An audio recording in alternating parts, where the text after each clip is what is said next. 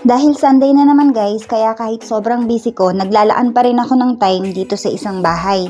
Nililinis ko yung mga iniwang stress ng aming electrician.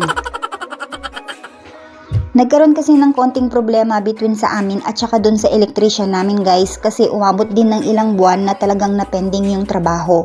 So ngayon nakapag-decide kami na palitan na lang yung electrician at nakahanap naman kami ng bago.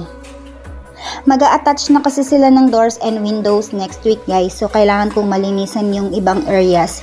At saka naiinis ako dun sa electrician namin dahil sobrang irresponsible niya sa lahat.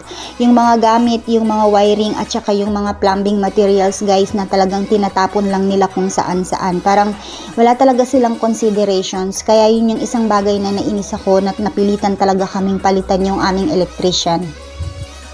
Kaya kahit sobrang busy ko talaga guys, dalawang bahay yung nililinisan ko, hindi talaga ako nawawalan ng time na makapaglinis dito sa isang bahay. Kasi wala din namang ibang gagawa kung hindi ako, not unless na mag-appoint kami na maglilinis.